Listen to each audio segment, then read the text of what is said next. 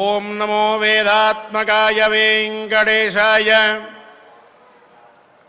యో రక్షద్వసనాదిభిర్విరహితం విప్రం కుచేలాధిపం దాసం దీనచకోరపాలన విధౌ శ్రీశంఖచక్రోజ్వలః తజ్జీర్ణాంబరముష్టిమేయపృథుకం యోదాయ భుక్త్వా క్షణాత్ ఆర్తత్రాణపరాయణः స భగవాన్ నారాయణో మే గతిః.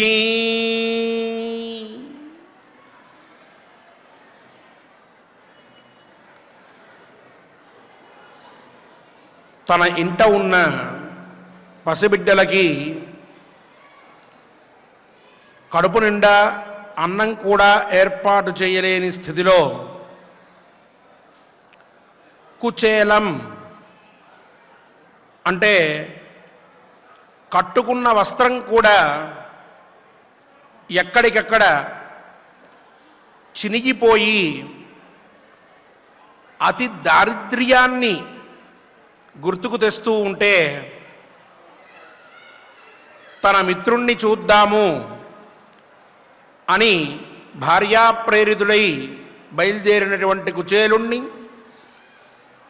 కుచేలుడు యందు ఉన్న భక్తిని చూసి సాదరంగా ఆహ్వానించి కాళ్ళు కడిగి పూజించి ఉన్నతాసనం మీద కూర్చోబెట్టుకుని మిత్రమా క్షేమమా అని అడుగుతూ స్నేహధర్మాన్ని చూపించి సమస్త ఐశ్వర్యాల్ని అందించినటువంటి శ్రీకృష్ణ పరమాత్మ సర్వథా నాకు గతి, ఆయన తప్ప వేరొకరు లేరు, ఆయనే నన్ను సమస్త ఆపదల నుంచి కూడా ఉద్ధరించేటటువంటి మహామూర్తి మహాదేవుడు అని ఆర్తత్రాణపరాయణాష్టకంలో ఒక శ్లోకం శ్రీకృష్ణ పరమాత్మకి తన భక్తుల యందు ఉండేటటువంటి అనురాగాన్ని, భగవంతుడి యందు సఖ్య భక్తిని చూపిస్తే ఆయన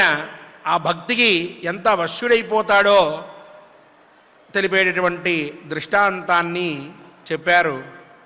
అంతటి మహాదేవుడు కూడా తన భక్తుడి విషయంలో సులభుడైపోతాడు అనేది ఈ శ్లోకార్థం. అటువంటి శ్రీనివాసస్వామి మనందరినీ కూడా ఆ కృష్ణ పరమాత్మ కావచ్చు, రాముడు కావచ్చు, లేక వరాహమూర్తి కావచ్చు, ఏదైనా అన్ని మూర్తుల యొక్క స్వరూపమే తిరుమలలో విరాజిల్లుతూ ఉన్నటువంటి శ్రీనివాసమూర్తి. ఆయన అనుగ్రహంతో మనం ఈనాడు మన పారాయణానికి ఆచార్యుల వారితో కలిసి సత్సంకల్పం చేసుకుందాం. పరమాత్మ యొక్క పరిపూర్ణ అనుగ్రహాన్ని పొందుదాం. విఘ్నేశ్వర ధ్యానం. నమస్తే గణనాథాయ గణానాం పతయే నమః. భక్తి ప్రియాయ దేవేశ భక్తేభ్యః సుఖదాయక. శ్రీనివాస ధ్యానం అనంత వేద సంవేద్యం నిర్దోషం గుణసాగరం అతీంద్రియం నిత్యముక్తం శ్రీనివాసం భజే నిశం. శ్రీకృష్ణ ధ్యానం వందే నవఘనశ్యామం పీతకౌశేయవాససం సానందం సుందరం శుద్ధం శ్రీకృష్ణం ప్రకృతేః పరం. వ్యాసధ్యానం వేదవ్యాసం స్వాత్మరూపం సత్యసంధం పరాయణం శాంతం జితేంద్రియక్రోధం సశిష్యం ప్రణమామ్యహం. అథ సంకల్పః శ్రీమదాదివరాహక్షేత్రే విరాజమానస్య జగద్రక్షణార్థమవతీర్ణస్య శ్రీమదఖిలాండకోటిబ్రహ్మాండనాయకస్య శ్రీవేంకటేశ్వర స్వామినః పరిపూర్ణానుగ్రహేణ సర్వేషాం భక్తజనానాం ఆదివ్యాధి ద్వారా ఆయురారోగ్యైశ్వర్యాభివృద్ధ్యర్థం सर्वारिष्टनिवृत्तिद्वारा सकलश्रेयोभिवृद्ध्यर्थम् धर्मार्थकाममोक्षाख्या चतुर्विधा पुरुषार्थसिद्ध्यर्थम् समस्तपापक्षयार्थम् श्रीपरमेश्वरप्रीत्यर्थम् श्रीमन्महाभारते वनपर्वणि यथाशक्ति 31 श्लोकपारायणम् आचार्यमुखेन करिष्यामहे। श्रीकृष्णपरब्रह्मणे नमः। नारायणं नमस्कृत्य नरं चैव नरोत्तमं देवीं सरस्वतीं व्यासं ततो जयमुदीरयेत्। धर्मं चरामि शुश्रोणि न धर्मफलकारणात् आगमान् अनतिक्रम्य सतां वृत्तमवेक्ष्य च धर्म एव मनः कृष्णे स्वभावाच्चैव मे धृतम् धर्मवाणिज्यको हीनः जघन्यो धर्मवादिनाम्।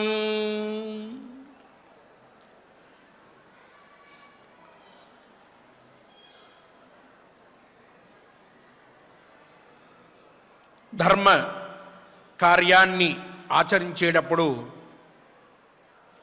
సాధారణ మనుష్యుడికైనా ఈ లోకాల్ని అన్నిటినీ ఏలేటటువంటి రాజుకైనా చక్రవర్తికైనా ఏ భావన ఉండాలో ధర్మ పదాన్ని మనం ఏ విధంగా ఆలోచించాలో ధర్మ అనే శబ్దం విన్న మరుక్షణం మన మనస్సుల్లో ఎటువంటి భావన కలగాలో అటువంటి మాటల్ని ధర్మరాజు చెప్తూ ఉన్నాడు మహానుభావుడు. ద్రౌపదీదేవి కష్టంలో మాట్లాడినా, కోపంలో మాట్లాడినా, శోకంలో మాట్లాడినా, లేక శత్రువు మీద ఉన్నటువంటి ఆవేశంలో మాట్లాడిన ఆ మాటల్లో అంతరార్థం మటుకు ధర్మానికి ఫలం లేదు, ఈశ్వరుడు అనేటువంటి వాడు ఆయన స్వతంత్రంతో కొన్ని పనులు చేస్తూ ఉంటాడు అంటూ కొన్ని మాటల్ని ఆవిడ పలికింది, మాట్లాడింది. ఆ మాటల్లో కనిపించేటటువంటి ప్రతి ఒక్క అర్థానికి కూడా సమాధానం చెప్పకుండా ధర్మరాజు ప్రస్తుతం మనం ఈ విధంగానే ఉందాము అని అనవచ్చుగాక, లేక ఇంకేదైనా చేసి ఉండొచ్చుగాక. అప్పుడు ద్రౌపదీదేవి మాట్లాడినటువంటి మాటలకి ఒక అర్థం ఉన్నది, వాటిల్లోంచి మనం కొంత భావాన్ని స్వీకరించవచ్చు, ఎందుకంటే ధర్మరాజు ఆ మాటల్ని ఖండించలేదు కాబట్టి అనేటటువంటి ఆలోచన భారతాన్ని అధ్యయనం చేసేటటువంటి వారికి కలుగుతుంది. అలాగే ఆనాడు ద్రౌపదీదేవి మాట్లాడిన మాటల్ని వింటూ ఉన్నటువంటి వారికి కూడా అవును వాస్తవమే కదా అనిపించి ఉంటుంది. అందుకని తన యొక్క భావన చెప్తూ ద్రౌపదీదేవి అలా మాట్లాడడం మొదలుపెట్టి అదే భావనతోటి వ్యవహరించినట్లయితే తనకి పూర్తి విరుద్ధమైనటువంటి మార్గం అది. తన ధర్మపత్నిగా ఉన్నది ఆవిడ అటువంటి భావాన్ని పెట్టుకుని ఏ విధంగా తనతో ధర్మకార్యాల్లో ప్రవర్తిస్తుంది అనే సంశయం కూడా ధర్మరాజు కలిగిందా అని అనిపిస్తోంది. ఒక్కొక్క మాట కూడా ఆయన చెప్పిన దాన్ని మనం బాగా ఆ మాటలన్నిటిని కూడా విచారించుకుంటూ వెళ్తూ ఉంటే, ముందుగా నేను చెయ్యాలి కాబట్టి చేస్తున్నాను, ధర్మఫలాన్ని నేను కోరుకోవట్లేదు, కర్మఫలాన్ని నేను కోరుకోవట్లేదు అని చెప్పాడు. ఆ పైన ఫలం ఉంటే ఉండొచ్చుగాక, ఉండకపోతే ఉండకపోవచ్చుగాక, కానీ గృహస్థాశ్రమంలో ఉన్నటువంటి నేను చేయవలసినటువంటి పనులు చేస్తూ ఉన్నాను అని చెప్పాడు. ఇప్పుడు ధర్మం చరామి శుశ్రోణి నా ధర్మ ఫలకారణాత్ అంటూ ఇంకోసారి నొక్కి చెప్పడం అని అంటామే మనం, అలాగే చెప్పినటువంటి మాట అయినా సరే ఇంకొంచెం వివరంగా ఆవిడికి అర్థం కావాలి అన్న ఉద్దేశ్యంలో మళ్ళీ అదే మాటని ఇంకో విధంగా చెప్తూ ఉన్నాడు. ధర్మం చరామి శుశ్రోణి నా ధర్మ ఫలకారణాత్, నేను ధర్మాన్ని ఆచరిస్తున్నాను, అది కూడా యథాశక్తిగా చేస్తూ ఉన్నాను. అది కూడా యథాశక్తి అన్నటువంటి మాటకి రెండు అర్థాలు చెప్పుకోవచ్చు.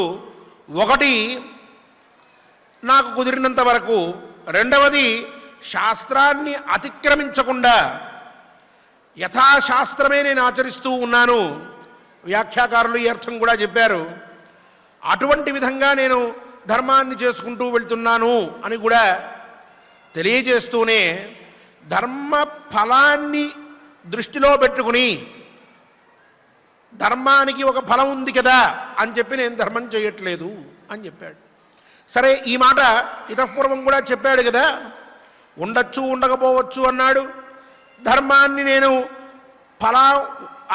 ఫలితం పొందాలి అన్న ఉద్దేశంతో చేయట్లేదు అని చెప్పాడు. ఇప్పుడు కూడా అలాగే చెప్పాడు కదా అనంటే ఇంకొక మాట అంటున్నాడు. ఆ వెంటనే ఆగమాన్ అనతిక్రమ్య సదాంవృత్తం అవేక్ష్యచ అని చెప్పి ఇంకొక గొప్పదైనటువంటి మాట చెప్పాడు. అంటున్నాడు, ఆగమాన్ అనతిక్రమ్య, ఆగమములు అంటే వేదములు అనర్థం. అటువంటి వేదములని నేను అతిక్రమించకుండా, వేదముల్లో ఏవైతే ధర్మములు చెప్పబడ్డాయో అలాగే వేద ప్రతిపాద్యమైన గ్రంథముల యందు ఏవైతే ధర్మములు చెప్పబడ్డాయో అటువంటి ధర్మాలన్నిటినీ కూడా నేను బాగా పరిశీలించి శాస్త్ర నియమములు ఏవైతే ఉంటాయో వాటిని అతిక్రమించకుండా సతాం వృత్తం అవేక్ష్యచ, మంచి వాళ్ళ యొక్క నడవడికని బాగా పరిశీలించి, మహాత్ములు గొప్పవాళ్ళు ఇంతవరకు ఎలా ప్రవర్తించారు అనేది కూడా నేను చూసుకుని, వాళ్ళ యొక్క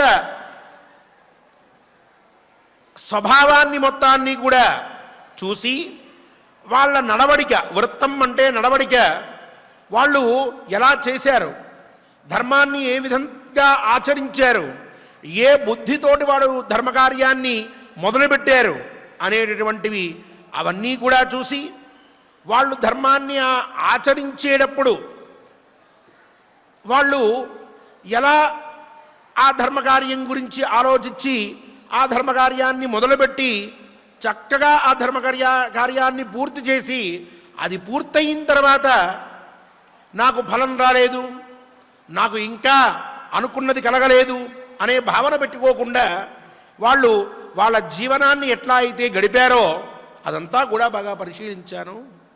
అలా పరిశీలించి ధర్మం చరామి శుశ్రోణి, నేను ధర్మాన్ని ఆచరిస్తూ ఉన్నాను.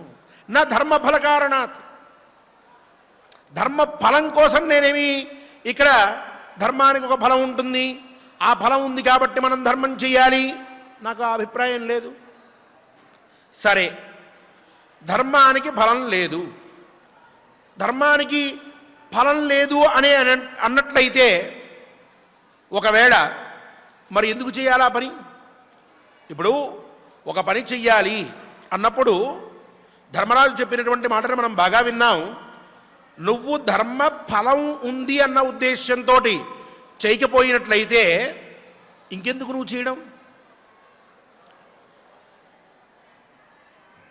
ప్రయోజనం అనుద్దిశ్య న మందోపి ప్రవర్తతే అని ఒక న్యాయం ఉన్నది, ఒక సూక్తి ఉన్నది, ఒక ఆభాణకం ఉన్నది.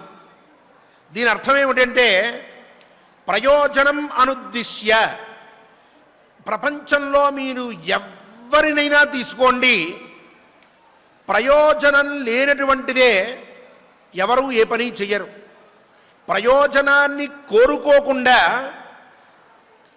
నా మందోపి ప్రవర్తతే, మూర్ఖుడు కూడా ఒక పని చేయడు. వాడు చేసే పని ఎంత మూర్ఖంగా అనిపించినా మనకి వాడికో పని ఉంటుంది, వాడికో ఫలం ఉంటుంది, వాడికి ఒక ఆనందం దక్కుతుంది. ఒక పిచ్చివాడిని తీసుకోండి, అతను ఒక రాయి తీసి విసిరేస్తూ ఉంటాడు. అలా రాయిని తీసి విసరడంలో అతనికి కూడా ఒక ఆనందం ఉన్నది, ఏదో ప్రయోజనం ఉన్నది.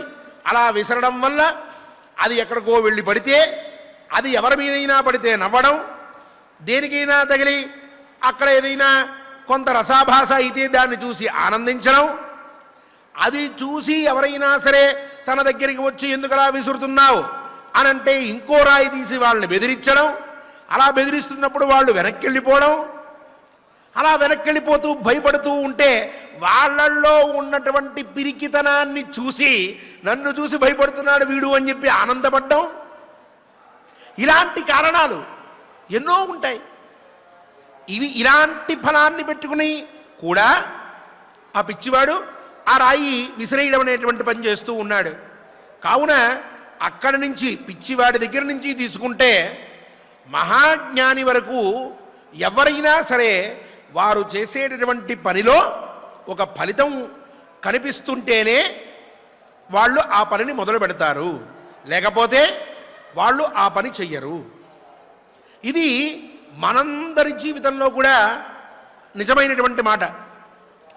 ఏ పనైనా మనం చేస్తున్నాము అనంటే ఆ పని యొక్క ఫలితాన్ని చూసి ఇందుకోసం నేను చెయ్యాలి, ఇందుకోసం నేను ప్రవర్తిస్తున్నాను, ఈ ఫలితం ఉంది కాబట్టి నేను చేస్తాను అని అనుకుని మనం ఒక పని మొదలు పెడతాం. అది ఏ పనైనా కావచ్చు. మరి ఇన్ని యజ్ఞములు ఆచరించి, ఇన్ని హోమాలు చేసి, ఇన్ని పూజలు చేసి, అన్నదానాలు చేసి, ఎన్నో దానాలు చేసి ఎంతోమందిని తృప్తిపరుస్తూ ఉన్నప్పటికీ కూడా ధర్మరాజు నేను ధర్మ ఫలాన్ని ఆశించి ధర్మాన్ని ఆచరించట్లేదు అని చెప్పాడు అనంటే ఆ కారణం ఏమిటి? ఏమనుకోవాలి మనం ధర్మరాజుని? ఏ విధంగా మనం ధర్మరాజు యొక్క మానసిక స్థితిని ఇక్కడ ఆలోచించాలి. ఆయన మహాజ్ఞాని అని అందామా, లేక పిచ్చివాడు కూడా చేస్తున్నాడు కాబట్టి అతనికంటే కూడా గుడ్డిగా ధర్మాన్ని నమ్మి అతను ప్రవర్తిస్తున్నాడు అని చెప్పాలా? అంటే ఇక్కడ ఒక క్షత్రియుడికి ఒక లక్షణం చెప్పబడి ఉన్నది. అతను ఏం చెయ్యాలి, క్షత్రియుడు అనేవాడు ఏ విధంగా ప్రవర్తించాలి అన్నప్పుడు ఆ క్షత్రియ శబ్దంతో పిలువబడేటటువంటి వ్యక్తి అంటే ఒక రాజు ప్రతినిత్యము కూడా ప్రజాపాలనం జాగ్రత్తగా చేస్తూ ఉండాలి. ఏ వ్యక్తికి కూడా కష్టం రాకుండా చూసుకోవాలి. ధర్మాన్ని ఎక్కడా కూడా తప్పకూడదు. నిత్యము దానం చెయ్యాలి, నిత్యము యజ్ఞం చెయ్యాలి, నిత్యము అతను భగవత్ సేవకై తన సమయాన్ని కొంత వెచ్చించాలి, కొంత పౌరుషంతో శౌర్యంతో ఉండాలి, శత్రువు వచ్చినప్పుడు వాడిని చంపాలి అంటూ ఏవైతే క్షత్రియ లక్షణములు గీతాచార్యుడితే సాక్షాత్తుగా భగవద్గీత యందు చెప్పబడి ఉన్నాయో అటువంటి క్షత్రియ లక్షణములతోటి కలిసి ఉన్నటువంటి వాణ్ణి నేను. అంతే తప్ప నాకు ఈ ధర్మాన్ని ఆచరించడం వల్ల ఇంత ఫలితం వస్తుంది అనే భావన లేదు అని చెప్తూ ఉన్నాడు ధర్మరాజు. అది ఆయన చెప్పేటటువంటి మాటల్లో అంతరార్థం. నిజమే, ప్రయోజనం అనుద్దిశ్య న మందోపి ప్రవర్తతే అనేటటువంటి మాట వాస్తవం. ప్రయోజనం లేనిదే పిచ్చివాడు కూడా లేక మూర్ఖుడు కూడా ఏ పని చెయ్యడు అనే మాట వాస్తవం. ఈ సూక్తి చాలా గొప్పది. అయితే ఈ మాటని మనం ఎంతవరకు అన్వయం చేసుకుంటాం అంటే, మనం మన జీవితంలో ఎక్కడైతే ఒక ప్రయోజనం కోసం అని చెప్పి పని మొదలు పెడతామో లేక ఒక పని వల్ల మనం కొంత ఫలాన్ని పొందుతామో అటువంటి చోట ఈ వాక్యం వెళ్ళి కూర్చుని ఉంటుంది. ఈ వాక్యానికి అర్థం చెప్పాలి. ప్రయోజనం అనుద్దిశ్య న మందోపి ప్రవర్తతే అనే మాట వాస్తవం అక్కడ అని చెప్పాలి. కానీ ఇప్పుడు సామాన్యంగా మనం ఎటువంటి ప్రయోజనాలు లేనప్పటికీ కూడా కొన్ని పనులు చేయాల్సి ఉంటుంది, కొన్ని పనులు చెయ్యాలి. మనం వాటినే నిత్యకర్మలు అని చెప్పి చెప్పుకున్నాం. అటువంటి పనుల్లో మనకి ఏం ప్రయోజనం ఉందని మనం చేస్తూ ఉన్నాం? ఏం ప్రయోజనం కోసం మనం చేయాలి? మనకంటూ ఏం ప్రయోజనం ఉంటుంది దాంట్లో? ఇప్పుడు ఒక రాత్రిపూట మనం నడుచుకుంటూ వెళ్తూ ఉన్నాం, చాలా చిమ్మ చీకటిగా ఉంది. అక్కడ ఒక వ్యక్తి పడి ఉన్నాడు రోడ్డు మీద, చాలా దాహంగా ఉంది అతనికి, మంచినీళ్ళు అడుగుతూ ఉన్నాడు. ఆ సమయంలో ఇతనికి ఇప్పుడు నేను మంచినీళ్ళు ఇస్తే నాకేంటి ప్రయోజనం అని మనం ఆలోచిస్తామా? అతనికి మంచినీళ్ళు ఇవ్వడం, అతను తేరుకున్న తర్వాత అతనికి జాగ్రత్తలు చెప్పి మనం బయలుదేరి వెళ్ళిపోవడం, ఇదే జరుగుతుంది తప్ప ఈ పని చేస్తే ఇతను నాకు భవిష్యత్తులో ఎప్పుడైనా సరే ఎక్కడైనా ఉపయోగపడతాడా అని ఆలోచిస్తామా? అంటే కొన్ని పనులు మనం ప్రయోజనం లేకుండా కూడా చేస్తూ ఉంటాము, చేసి తీరాలి అనేటటువంటిది ఈ ప్రకరణం బట్టి మనకు అర్థమవుతూ ఉన్నటువంటి విషయం. ప్రయోజనం లేకుండా ఏ పని చెయ్యము అనే మాట ఎంత వాస్తవమో, కొన్ని పనులు ప్రయోజనం లేకుండానే, అంటే ప్రయోజనం గురించి ఆలోచించకుండానే మనం మొదలుపెట్టాలి, మనం పూర్తి చెయ్యాలి అనేటటువంటిది కూడా అంతే వాస్తవము.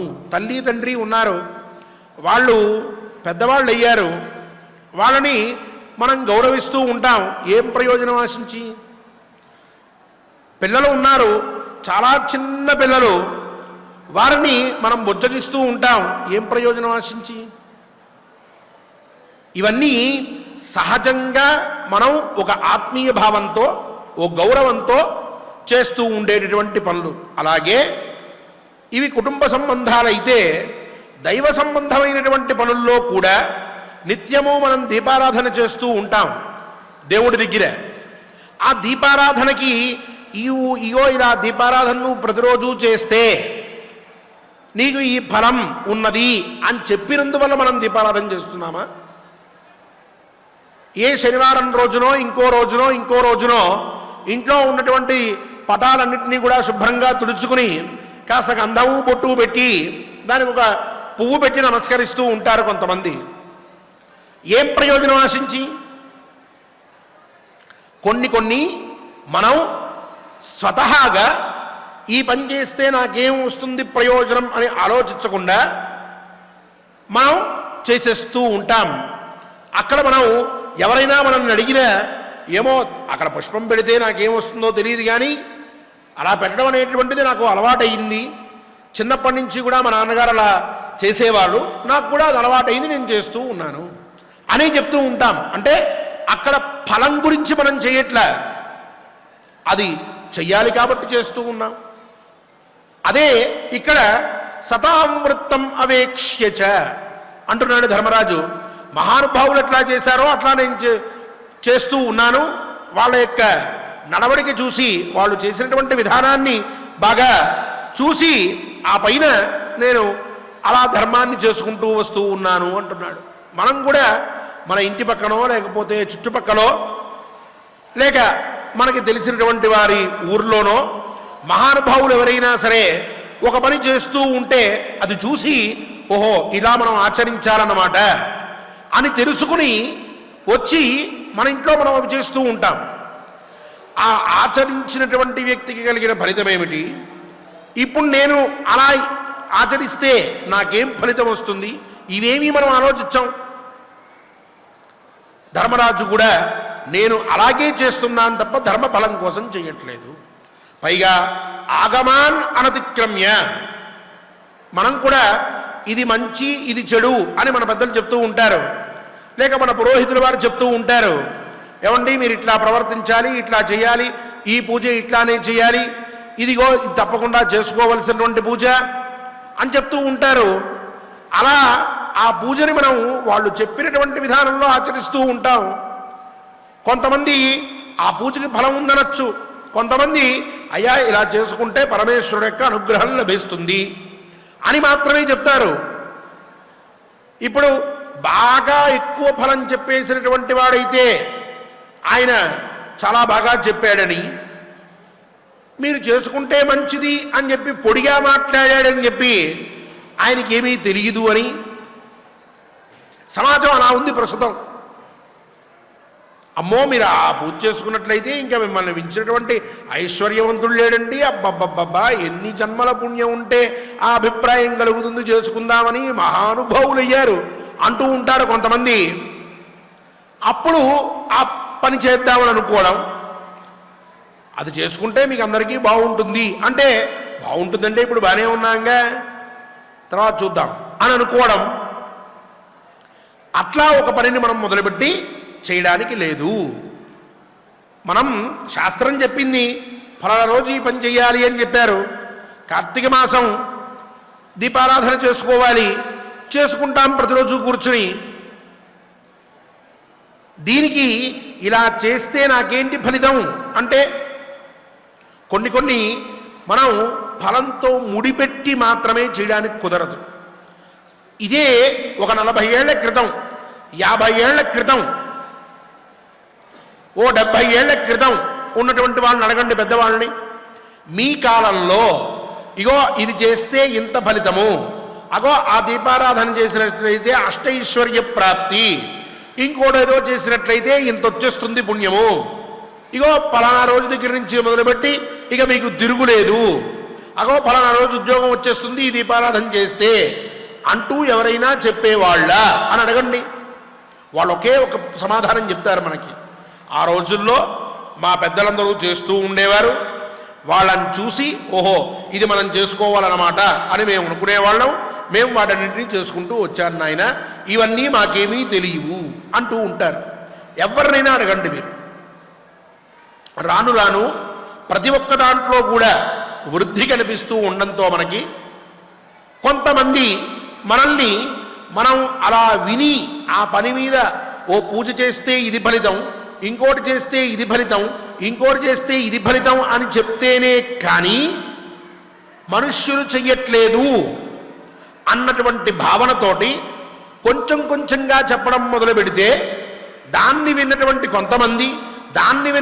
కొంతమంది ఏనకేనా ప్యుపాయేన ప్రసిద్ధ పురుషో భవేత్ అని చెప్పినట్లు ఏదో ఒక మార్గాన్ని ఆశ్రయించి ఫేమ్ తెచ్చేసుకోవాలి, అందరిలోకెల్లా గొప్పవాడిని అయిపోవాలి, యూట్యూబ్లో నాదే మొదటి ర్యాంకులో ఉండాలి, లేక నా ప్రవచనం వింటేనే అందరికీ కూడా ఇష్టం అవ్వాలి, నేను చెప్పిన మాట 1000 మంది చూసి లైకులు బాగా రావాలి అని కోరుకునేటువంటి వారు అంతకంతకి పుట్టగొడుగుల్లాగా పుట్టుకుంటూ రావడం మొదలుపెట్టి ఈనాటికి మనం ఏ స్థితికి వచ్చాము అనంటే ఈ ఫలితం ఉంటుంది అని చెప్పి ప్రతి ఒక్కదానికి కూడా ఏదో ఒక ఫలాన్ని చెప్పి మనుషుల్ని అటువైపు పంపించేటటువంటి స్థితి వరకు మనం వచ్చేసాం. అలా మనల్ని తోసేస్తూ ఉన్నారు. ఇంకా ఇప్పుడు కొత్తగా ఇంకా ఏం మొదలు పెడతారంటే ఇలా చేసుకుంటే ఇంత ఫలితం అని చెప్పి చెయ్యకపోతే అష్టదారిద్ర్యాలు, నరక ప్రాప్తి, రోగములు అని అది కూడా చెప్పేటటువంటి వాళ్ళు మొదలవుతూ ఉన్నారు. దీనివల్ల ఏమవుతుంది అనంటే ఎవరు చేసుకోలేరో అటువంటి వారందరూ ఈ విషయాలు వింటూ ఉంటే వాళ్ళ మనస్సు కకావికలమైపోతోంది.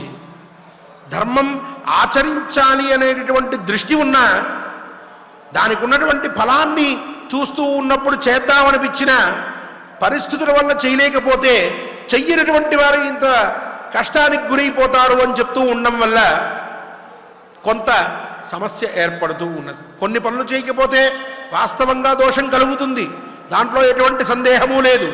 కానీ ఫలానా శుక్రవారం రోజు ఇప్పటిదాకా 100 ఏళ్లలో ఎప్పుడూ ఇటువంటి శుక్రవారం రాలేదు, ఈరోజు నదీ స్నానం చేయలేకపోయినట్లయితే అటువంటి వాడు పాపాత్ముడైపోతాడు అని చెప్తే ఏ చిత్తూరులోనో ఉండేటువంటి వాడు నదీ స్నానం అంటే ఎక్కడికి పోవాలా, ఎక్కడ చెయ్యాలా, ఎక్కడ మునగాలా, ఎక్కడ తేలాలా అని అడుగుతారు వాళ్ళు. ఏమండి మేము ఎక్కడ స్నానం చేయాలి, మా దగ్గర ఎక్కడ నది లేదే దగ్గరలో అన్నప్పుడు అప్పుడు ఏం చెప్తాం మనం వాళ్ళకి? అందువల్ల కొన్ని పరిస్థితులు ఇలా మనుషుల్ని ప్రేరేపిస్తూ ఉండడం వల్ల ధర్మ ఫలాన్ని ఎక్కువగా మనకి చెప్పి ధర్మాన్ని ఆచరించండి అని చెప్తూ ఉన్నారు లోకంలో. నిన్న చెప్పుకున్నట్లుగా అర్థవాదములు అనేటువంటివి వాటిని మనం పక్కన పెట్టి అవి ఎక్కించుకోక మన శక్తి, సామర్థ్యం, భక్తి, అనురక్తి ఇవన్నీ కూడా బేరీచు వేసుకుని మన శక్తి ఎంతవరకు ఉందో అంతవరకే, భగవత్ సేవ ఎంతవరకు చేయగలమో అంతవరకు చక్కగా చేసుకుంటూ వెళ్తే ధర్మ ఫలాన్ని బట్టి మనం ఆలోచించినటువంటి వాళ్ళం కాము. అందువల్ల మనకి దోషం రాదు.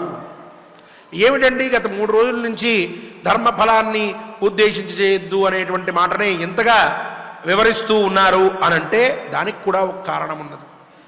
వెంటనే అంటున్నాడు ఆయన, ధర్మ ఏవ మనఃకృష్ణే స్వభావాచ్చైవ మే ధృతం ధర్మ వాణిజ్యకోహీన జఘన్యో ధర్మవాదినాం అంటున్నాడు. ద్రౌపది, ఎవరైతే ధర్మ వాణిజ్యకోహీన ధర్మం యొక్క ఫలాన్ని ఆశించి ఈ పూజ చేస్తే నాకు ఇంత ఫలితం, ఇగో ఈ నోము చేస్తే నాకు ఇంత ఫలితం, ఇగో ఈ రకంగా నేను రోజు ఇంట్లో దీపారాధన ఉదయాన్నే చేసినట్లయితే నాకు ఇన్ని కోట్లు వచ్చేస్తాయి, లేక ఇంత ఆరోగ్యం వచ్చేస్తుంది, ఇంత బంగారం కొనేసుకుంటాను అంటూ ఆ కోరికల్ని మనసులో పెట్టుకుని ఇక్కడ ఎవరైతే ధర్మ పనులు చేస్తూ ఉంటారో అటువంటి వాళ్ళు ధర్మ వాణిజ్యకో హీన, వాళ్ళు ధర్మంతో వ్యాపారం చేసేటువంటి వాళ్ళు అవుతున్నారు.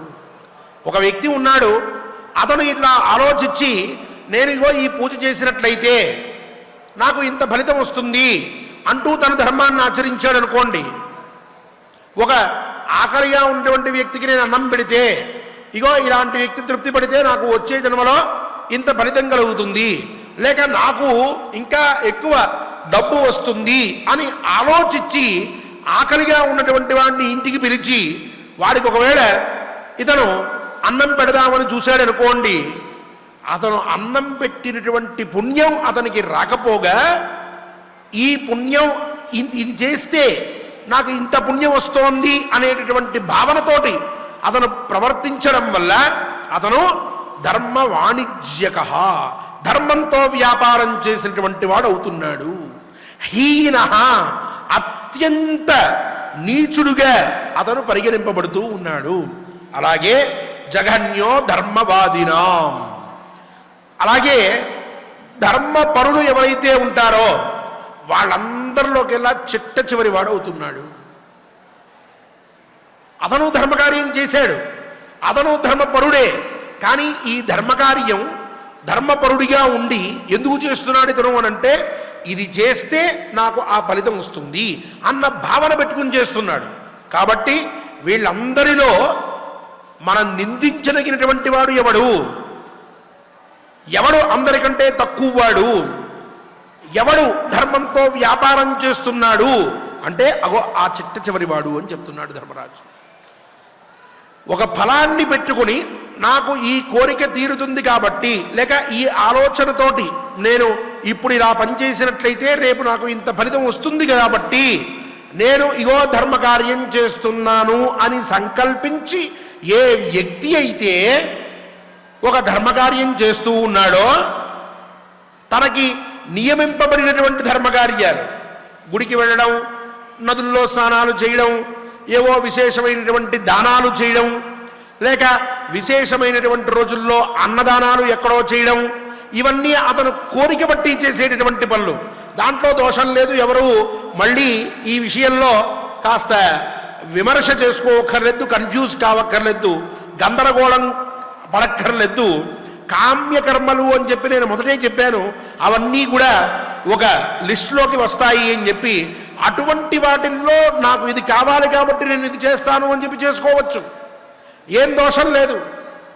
కానీ తప్పక చేయాల్సినటువంటి పనులు, ఇంట్లో దీపారాధన దగ్గర నుంచి మొదలుపెట్టి రోజు కాస్త పూజ చేసుకోవడం, అలాగే ఇంటిని శుభ్రంగా ఉంచుకోవడం, సాయంకాలం పూట సంధ్యాదీపం అనేటువంటిది వెలిగిస్తూ ఉండడం, ఇంటికి వచ్చినటువంటి వాడికి గౌరవంగా కాస్త అన్నం పెట్టడం, మంచినీళ్ళు ఇవ్వడం, ఆపదల్లో ఉన్నటువంటి వాడిని ఆదుకోవడం, నలుగురితోటి మంచిగా ఉండడం, ఇవన్నీ కూడా ఇవి ఒక ఫలితాన్ని ఆశించి చేయాల్సినటువంటి పనులు కాదు. అలాగే కొన్ని మాసాల్లో తప్పక స్నానం చేయాలి అన్నారు, కొన్ని రోజుల్లో నియమంగా ఉండాలి అన్నారు. అలాంటి వాటిల్లో ఫలితాన్ని ఆశించి ఏదో చేద్దామని అనుకోవడం, లేక ఏ కాశీకో ఎక్కడికో వెళ్తున్నప్పుడు కూడా అక్కడికి వెళ్ళి ఏదో ఓ 10 మందికి మనం అన్నం పెట్టినట్లయితే వచ్చే జన్మలో మనకింత పుణ్యం వస్తుంది అని చెప్పి ఎవరన్నా వెళ్ళి అన్నం పెట్టారనుకోండి, అది కూడా పొరపాటే అంటున్నారు. అలా ఒక ఫలితాన్ని ఆశించి తప్పక చేయాల్సినటువంటి పనులని చెయ్యవద్దు, నేను ఆ విధంగా చెయ్యట్లేదు అంటూ, ధర్మ ఏవ మనఃకృష్ణే స్వభావాచ్చైవ మే ధృతం, నా సహజ సిద్ధంగానే నా చేత ఈ ధర్మం అనేటటువంటిది స్వీకరించబడింది, ధరించబడింది. అంతే తప్ప నేను ఒక ఫలితాన్ని మనసులో పెట్టుకుని ధర్మాన్ని ఆశించట్లేదు, నేను నడవట్లేదు. సహజంగానే నా మనస్సు ధర్మం యందు శ్రద్ధ కలిగి ఉన్నది, నా మనస్సులో ధర్మం మీద చాలా ఉత్తమమైనటువంటి స్థానం కల్పించబడి ఉన్నది. అందువల్ల నేను ధర్మాన్ని ఆచరిస్తూ ఉన్నాను. అంతే తప్ప ఇంకొక లౌకికమైనటువంటి కోరికలతోటి నేను ధర్మాన్ని చెయ్యట్లేదు. కావున ఇప్పుడు నువ్వు ఇంత పని చేశావు కదా, అయినా సరే నీకు ప్రయోజనం కలగలేదేమిటి అని ఇతఃపూర్వం అడిగావే, అది చాలా పొరపాటైన మాట. నేను దానికోసం చేస్తే కదా నాకు దానివల్ల ఫలితం వచ్చిందో లేదో తెలిసేది. నాకు ఆ పని మీద అసలు అటువంటి భావనే లేదు. ఇక్కడ అరణ్యంలో కూర్చుని ఇంతమంది మహానుభావులకి సేవ చేస్తే దుర్యోధనుడు కుప్పకూలిపోతాడు, మళ్ళీ వెళ్ళి నేను రాజ్యం స్వీకరించేస్తాను అన్న భావన ఉంటే నాకు, ఇక్కడ ధర్మం చేస్తూ ఉన్నప్పటికీ ఇంకా నాకు అది కలగకపోతే, ఇన్ని రోజుల నుంచి చేస్తున్నాను అయినా సరే నాకు అవకాశం కలగలేదు, ఈ ధర్మం ఎందుకు, ఇంకా ఈ భగవంతుడు ఎందుకు, ఈ ఈశ్వరుడు ఎందుకు అనొచ్చు. నేను అలాంటి భావనే లేదు. లేనప్పుడు ఇక నువ్వు ఇంత పని చేస్తున్నా సరే నువ్వు ఇట్లా అరణ్యంలో కూర్చున్నావు, అక్కడ ఆ దుర్యోధనుడు ఇష్టం వచ్చినట్లు ప్రవర్తిస్తున్నాడు అని ఎలా అనగలవు? కావున నువ్వు మాట్లాడినటువంటి ఆ మొదటి మాటలు చాలా పొరపాటైనటువంటివి, అలా మాట్లాడడానికి లేదు అని తన సమాధానంగా పైన 2 శ్లోకముల్లో ధర్మ వాణిజ్యకోహీన అంటూ ధర్మంతో వ్యాపారం చేసినటువంటి వాడు అవుతాడు ధర్మ ఫలాన్ని కోరుకుంటే. కాబట్టి ధార్మికంగా కొన్ని పనులు చెయ్యాలి, అవి చేస్తే ఆ భగవంతుడి యొక్క అనుగ్రహం కలుగుతుంది. షడ్భాగంతో మనుష్యాణం సప్తమం దైవచింతనం అన్నట్లుగా ఆ 7వ అదృష్టం అనేటటువంటిది, లేక 7వ ఫలితం అనేటటువంటిది పరమాత్మ యొక్క అనుగ్రహం వల్ల అందరికీ కలుగుతుంది అనేటటువంటి వృత్తాంతాన్ని తెలియజేసి ద్రౌపదీదేవికి ఆ పైన ఇంకొన్ని గట్టి మాటలు ద్రౌపదీదేవి యొక్క హృదయంలో నాటుకుపోయే విధంగా మాట్లాడుతూ ఉన్నాడు. అవి ఏమిటో రేపటి కథాశ్రవణంలో మనందరం కూడా విందాం. ఈ శ్లోకములని ఆచార్యముఖంగా పారాయణ చేసుకుని ధర్మ ఫలంతో ఎప్పుడూ కూడా ధర్మాన్ని ఆచరించకూడదు అనేటటువంటి మాటని మన బుద్ధుల్లో స్థిరం చేసుకుని ఆ విధంగా మనల్ని నడిపించమని స్వామివారిని ప్రార్థిద్దాం. ఓం నమో వెంకటేశాయ. ఓం నమో వెంకటేశాయ.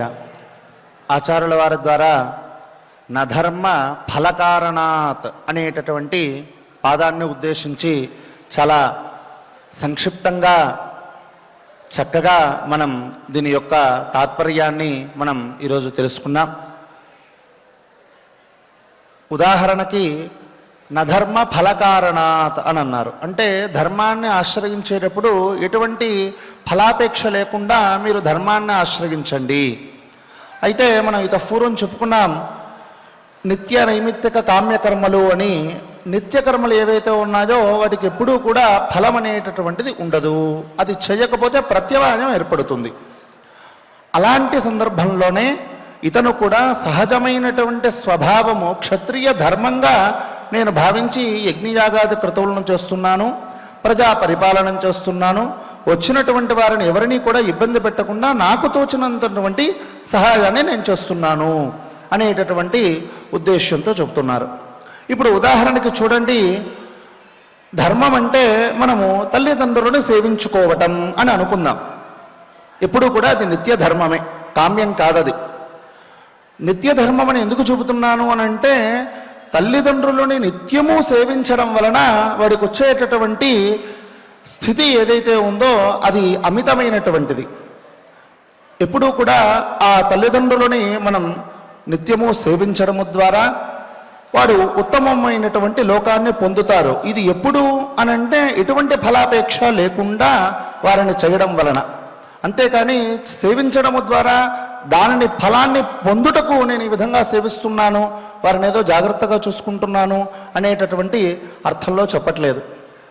తల్లిదండ్రులను మనం సేవిస్తున్నాం. ఎందుకు సేవిస్తున్నాం అంటే వారి ద్వారా వచ్చేటటువంటి ఆస్తులు ఏవైతే ఉన్నాయో వాటి కొరకు మనం తల్లిదండ్రులను సేవిస్తున్నామా? కాదు. మన బాధ్యత, కర్తవ్యం. వారిని నిత్యము కూడా సంరక్షణ చేసుకోవడం అనేటటువంటిదే మన బాధ్యత. అలా లేకపోయినట్లయితే ఖచ్చితంగా ఇత పూర్వం మనం చెప్పుకున్నాం కదా, నిత్యకర్మ చేయకపోతే ప్రత్యవాయం అంటే దోషం ఏర్పడిపోతుంది అని అనుకున్నాం కదా. అలాగే తల్లిదండ్రులను కూడా సేవించకపోతే ఖచ్చితంగా వాడు నరకలోకాన్ని పొందుతారు, ప్రత్యవాయం ఖచ్చితముగా వాడికి ఏర్పడుతుంది అనే దాని యొక్క తాత్పర్యం. అలా చేయకుండా మనమేదో ఎక్కడో ఉన్నాయి కదా, వృద్ధాశ్రమాలు ఉన్నాయి కదా, మనకు ఏమాత్రం అవకాశం లేనట్లుగా మనం ప్రవర్తించి ఆ వృద్ధాశ్రమంలో చేర్చి 10,000 15,000 దానికి పెట్టి వారిని ఏమాత్రం కూడా మనము సేవించకుండా ఇష్టం వచ్చినట్లుగా ప్రవర్తిస్తూ వారిని ఇంకొక చోట మనం ఉంచినట్లయితే దాని యొక్క ఫలం ఏదైతే ఉందో, దుష్ఫలితం ఏదైతే ఉందో అది ఖచ్చితంగా వాడు అనుభవిస్తాడు. అందులో మనం ఎటువంటి ఫలాపేక్ష లేకుండా ఖచ్చితంగా వారినే మనం నిత్యము కూడా సేవించాలి అనేటటువంటిదే ఆ ధర్మము యొక్క తాత్పర్యం.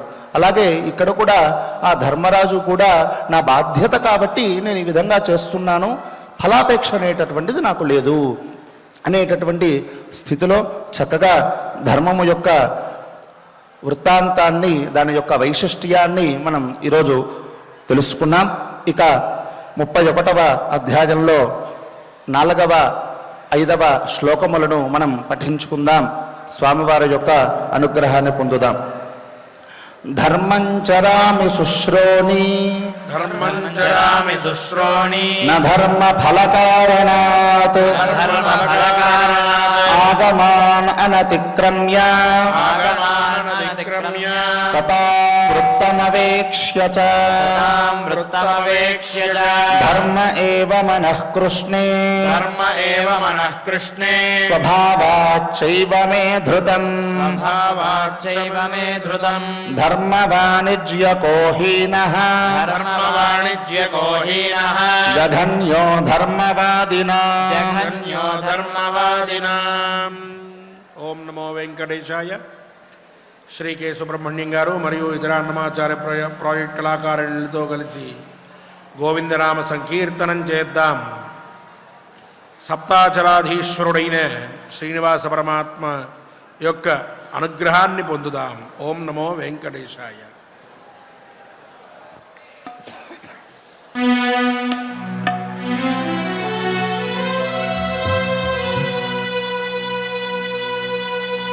వెంకటరమణ గోవింద సంకటహరణ గోవింద గోవింద హరి గోవింద వెంకటరమణ గోవింద శ్రీనివాస గోవింద శ్రీ వెంకటేశ గోవింద భక్తవత్సల గోవింద భాగవత ప్రియ గోవింద నిత్య నిర్మల గోవింద నీలమేఘ శ్యామ గోవింద పురాణ పురుష గోవింద పుండరీకాక్ష గోవింద నందనందన గోవింద నవనీత చోర గోవింద పశుపాలక శ్రీ గోవింద పాప విమోచన గోవింద దుష్ట సంహార గోవింద దురిత నివారణ గోవింద శిష్ట పరిపాలక గోవింద కష్ట నివారణ గోవింద గోవింద హరి గోవింద గోకుల నందన గోవింద గోవింద హరి గోవింద గోకుల నందన గోవింద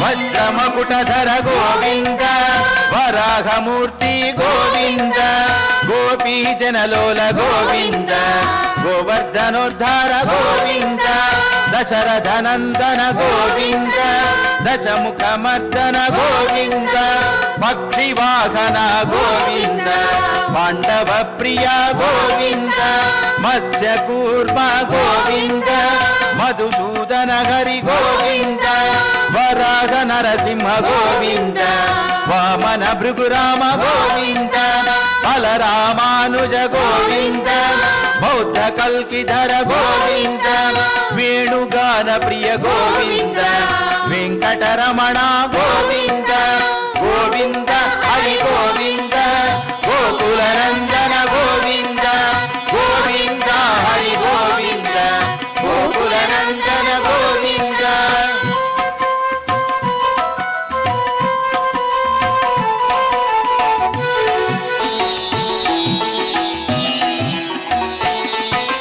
సీతానాయక గోవింద శ్రిత పరిపాలక గోవింద దరిద్ర జన పోషక గోవింద ధర్మ సంస్థాపక గోవింద అనాథ రక్షక గోవింద ఆపద్బాంధవ గోవింద శరణాగత వత్సల గోవింద కరుణాసాగర గోవింద కమల దళాక్ష గోవింద కామిత ఫలద గోవింద పాప వినాశక గోవింద పాహి మురారే గోవింద శ్రీముద్రాంకిత గోవింద శ్రీవత్సాంకిత గోవింద ధరణీ నాయక గోవింద దినకర తేజ గోవింద గోవింద హరి గోవింద గోకుల నందన గోవింద గోవింద హరి గోవింద గోకుల నందన గోవింద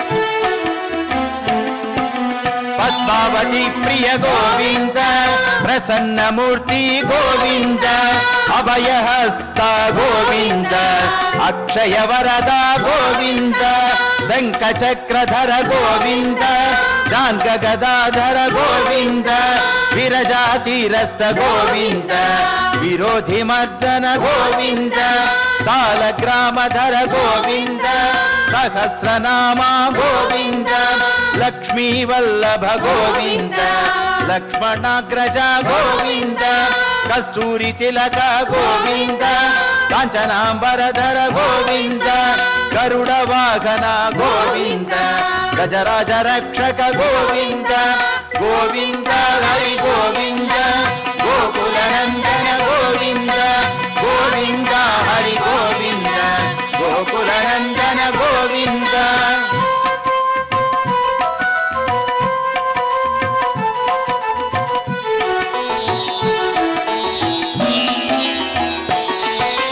వానర సేవిత గోవింద వారధి బంధన గోవింద సప్తగిరీశ గోవింద ఏకస్వరూప గోవింద శ్రీరామకృష్ణ గోవింద రఘుకుల నందన గోవింద ప్రత్యక్ష దేవ గోవింద పరమదయాకర గోవింద వజ్ర కవచధర గోవింద వైజయంతి మాల గోవింద వడ్డీ కాసులవాడ గోవింద వసుదేవ తనయ గోవింద బిల్వ పత్రార్చిత గోవింద భిక్షుక సంస్థుత గోవింద శ్రీ పుంరూప గోవింద శివకేశవమూర్తి గోవింద గోవింద హరి గోవింద గోకుల నందన గోవింద గోవింద హరి గోవింద గోకుల నందన గోవింద.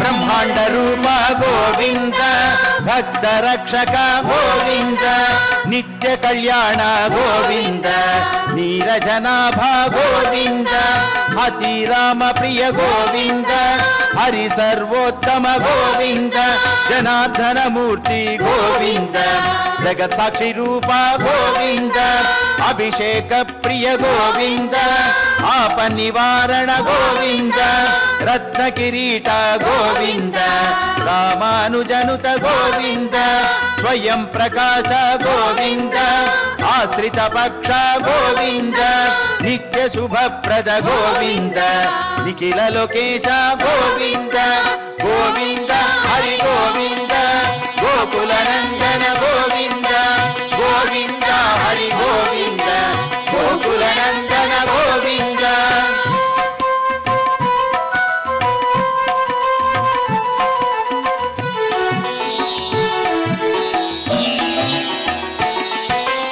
ఆనంద రూప గోవింద ఆద్యంతరహిత గోవింద ఇహ పరదాయక గోవింద ఇహరాజ రక్షక గోవింద పరమ దయాళో గోవింద పద్మనాభ హరి గోవింద తిరుమల వాస గోవింద తులసీ వనమాల గోవింద శేష సాయినే గోవింద శేషాద్రి నిలయ గోవింద మత్స్యావతార గోవింద ఏడుకొండలవాడ గోవింద గోవింద హరి గోవింద గోకుల నందన గోవింద గోవింద హరి గోవింద గోకుల నందన గోవింద గోవింద హరి గోవింద గోకుల నందన గోవింద గోవింద హరి గోవింద గోకుల నందన గోవింద గోవింద హరి గోవింద గోకుల నందన గోవింద గోవింద హరి గోవింద గోకుల నందన గోవింద గోకుల నందన గోవింద గోకుల నందన గోవింద. ఏడుకొండలవాడ వెంకటరమణ గోవింద గోవింద ఆపదకులవాడ అనాథ రక్షక గోవింద గోవింద శ్రీ శ్రీనివాస శ్రీ వెంకటేశ గోవింద గోవింద గోవింద గోవింద గోవింద గోవింద. ఓం నమో వెంకటేశాయ. క్షమాప్రార్థనాదులతో స్వామివారికి నమస్కారం చేసుకుని మనం పారాయణాన్ని పరిపూర్ణం చేసుకుందాం. లోకా సమస్తా సుఖినో భవంతు అనేటటువంటి ప్రార్థనని మనం పరమాత్మకి విన్నవించుకుంటూ ఆ మాట నిత్య సత్యం కావాలి, సనాతన ధర్మానికి ఊపిరిలాంటి ఆ మాట ఎల్లప్పుడూ కూడా మా నోట పలుకుతూనే ఉండాలి, అలా అనుగ్రహించమని స్వామిని విశేషంగా ప్రార్థించి ఆయన అనుగ్రహాన్ని పొందుదాం. అథ క్షమా ప్రార్థనా యదక్షరపదభ్రష్టం మాత్రాహీనం చ च यद्भवेत् तत्सर्वं क्षम्यतां देव नारायण नमोऽस्तु ते। अथ लोकक्षेम प्रार्थना। स्वस्ति प्रजाभ्यः परिपालयन्ताम् न्याय्येन मार्गेण महीं महिषाः। गोब्राह्मणेभ्यः शुभमस्तु नित्यम्। लोकाः समस्ताः सुखिनो भवन्तु। अथ भगवत्समर्पणम्। कायेन वाचा मनसेन्द्रियैर्वा बुद्ध्यात्मना वा प्रकृते स्वभावात् करोमि यद्यत् सकलं परस्मै नारायणायेति समर्पयामि। अथ मङ्गलम्। श्रियः कान्ताय कल्याणनिधये निधयेऽर्थिनाम् श्रीवेङ्कटनिवासाय श्रीनिवासाय मङ्गलम्।